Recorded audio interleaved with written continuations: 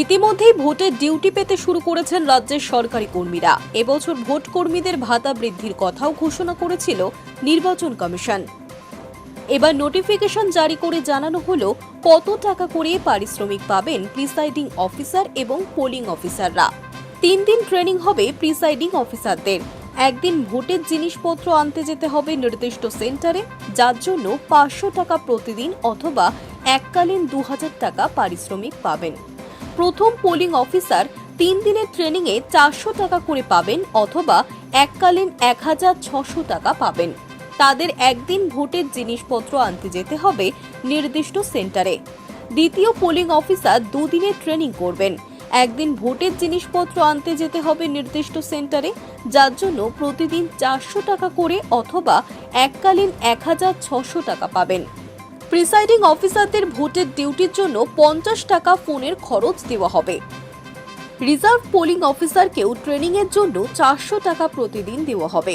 যদি তাকে polling duty দেওয়া হয় তবে সেদিনের জন্য 400 টাকা পাবেন। নাইট ডিউটি করতে হবে, 500 টাকা করে পাবেন ভোট কর্মীরা। 170 টাকা বরাদ্দ করা হয়েছে দিন প্রতি খাবারের খরচ হিসেবে।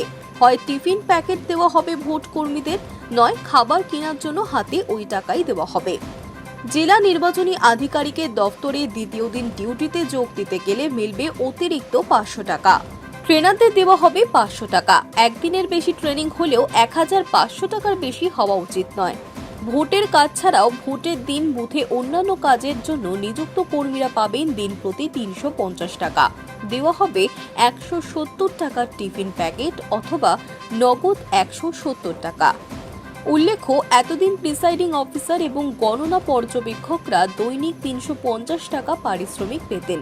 এবার তাদের পারিশ্রমিক বেড়ে হচ্ছে 500 টাকা অথবা এককালীন 2000 টাকা।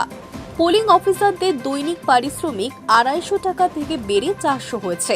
নির্বাচন সংক্রান্ত বিভিন্ন কাজে নিযুক্ত চতুর্থ শ্রেণীর কর্মচারীদেরও পারিশ্রমিক বাড়ানো হয়েছে। পারিশ্রমিক বাড়ছে ফ্লাইং স্কোয়াডের সদস্য, মাইক্রো অবজারভার এবং ভিডিও মাধ্যমে নজরদারি চালানো ভোট কর্মীদেরও। Hi News network.